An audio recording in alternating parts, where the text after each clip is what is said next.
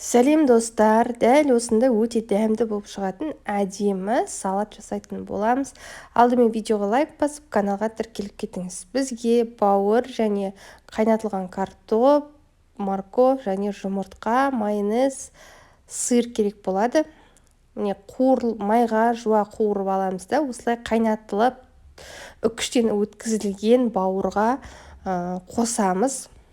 Міндетті түрде қайнатып жатқанда тұз қосамыз, және жуаны қуырған кезде де тұз қосып жібереміз, себебі өте тұзсыз болып кетсе, кішкене дәмсіз болып қалады, бірақ ащы да болып кетпесін. Осылай тарелкаға бөліп аламыз, үстінен майонез жағып шығамыз. Майонезден кейін кішкене картошканы үкіштен өткізіп, бетіне тұз себелеп, одан кейін тағы майонезімізді жағып, оның үстіне морковты да осылай үкіштен өткіземіз. Тоже осылай распределять етеміз үстіне. Одан кейін қайтадан майонез, осылай қайталана береді, майонезді қойып. Оның үстіне жұмыртқамызды үкіштен өткіземіз. Жұмыртқаның үстінен де осылай майонез, кішкене тұз себелейміз.